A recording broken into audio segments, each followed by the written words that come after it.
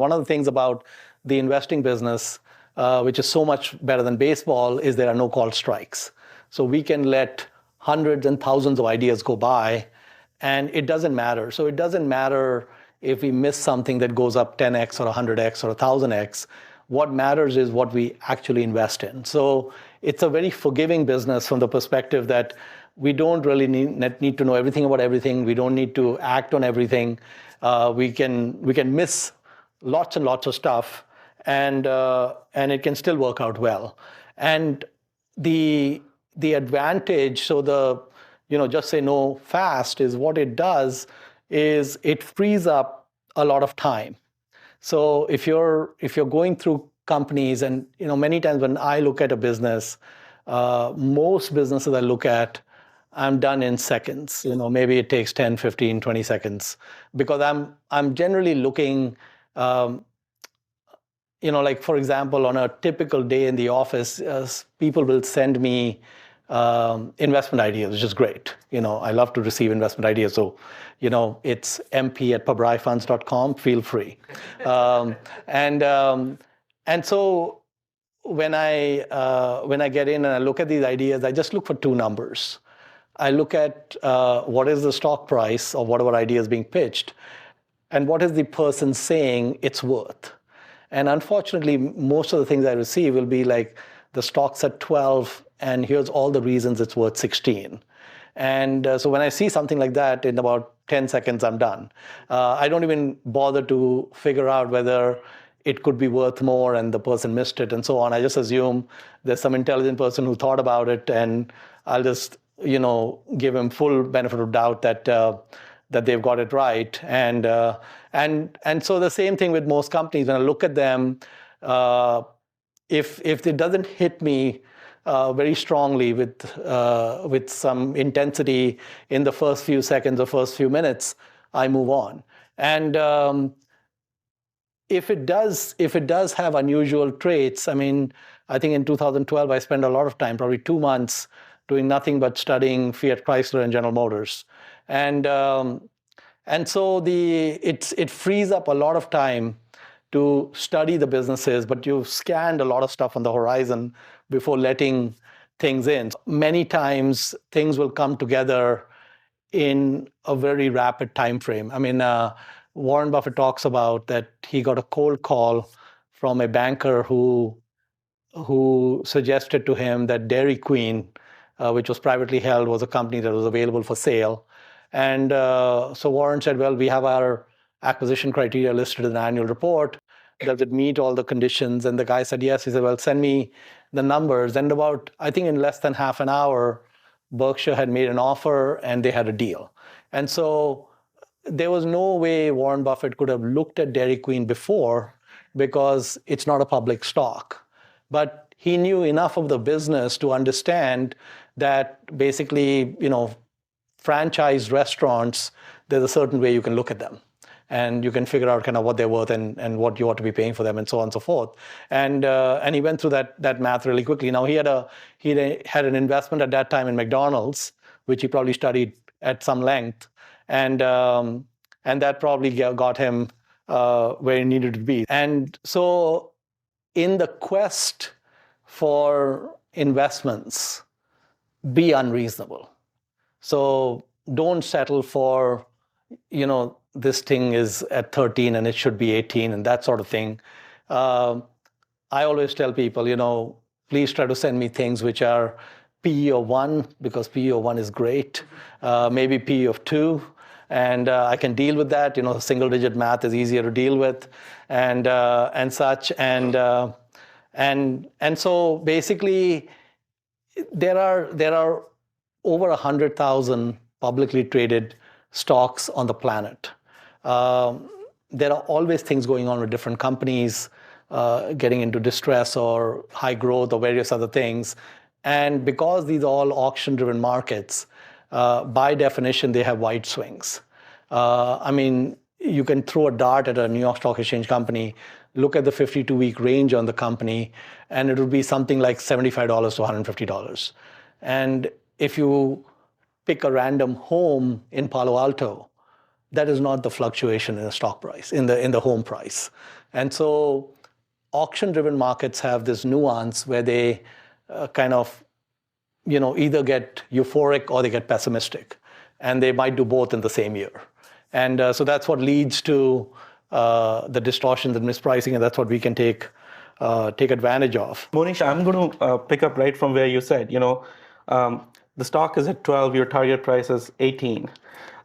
Let's bring the element of time into the picture as well. If something is 18 today and going to be 36 tomorrow and so on, how do you look at time horizons in your analyses? Yeah, so 12 to 18 is not very interesting because that's kind of 50%. I know 50% sounds like a lot. But one of the things is that in value investing, there's a free lunch. And the free lunch is that the greater the margin of safety, the higher your returns. And so if a company is worth 18, if I can buy it for 4, I've got a huge downside protection in terms of what might happen. And the thing is, businesses, capitalism, you guys see it at Google, is brutal. Dog eat dog. I mean, and you're at the cutting edge of all these guys who want to encroach on your territory, if you will. And so businesses are not kind of steady state entities. They fight for their survival. And so when we are trying to project the future of a business, we should demand huge margins of safety. And so that's another reason why the 12 to 18 is not that interesting, because it's not so much the time frame. Yeah, so if there's a catalyst in place, let's say some company is going to be acquired for 18 in 2 months and it's sitting at 12, well, if that's happening and the odds, according to you, are 95% that it's going to close, sure, then you can go for it, because everything is encapsulated. Yeah, I guess my question is more around, quality versus net asset value bargains. So you could be looking at a net asset value bargain that is, worth $18, selling at 12, versus looking at a quality company that you think is worth maybe 18 today, but 5 years from now, it could compound to a much higher value as well. And that's whereas, a net asset value bargain or a commodity company 5 years from now might not necessarily have the runway. I mean, I think that it is always better to buy compounders. It's always better to buy growth. If you're buying an asset because it's cheap, your upside's limited. And so buying cheap assets, in my opinion, it's not the name of the game. I think what you really want to get to is you want to get to high growth, where the intrinsic value increases over time, but you want to be extremely unreasonable. High growth at a PE of 1. Can we do that? Can we do that? So what you really want is, I mean, what I'm saying is that I think any fool can see that Amazon will grow a lot, Google will grow a lot, Facebook will grow a lot. It becomes a lot harder to figure out what the returns would be when you're investing today. They probably still are good returns. I would say that these are very durable moats, and so they probably wouldn't be around for a long time, and they probably are great investments even today. But we have 100,000 stocks to choose from. Why not do some digging without spending too much time on one? And why not try to find the diamond in the rough and then take it from there? Like, for example, Charlie Munger said that in 2002, he read Barron's for 50 years, so from the 1950s until 2002. And probably every issue of Barron's has at least 5 or 10 ideas. And so he said for 50 years, he read an issue every week. That's 2,500 issues and 25,000 stock tips. And he didn't act on any of them. He acted on one Barron's stock tip in 2002, which was Tenneco. By 2004, 2005, he had made 8x on that investment. So Tenneco was under distress. The stock went to like $1.60. Eventually, it went to $55. he was out at $15 to $20 a share. But he put 10 million, it became about 80 million in 2 or 3 years. Then he gave the money to Li Lu, and that money is now about, my guess is around 500 million or so. So this is happening in our time. This is not some 1960s story. From 2003 to 2017, without riding Google or Amazon, he got there to 50x. That's 30% a year or something.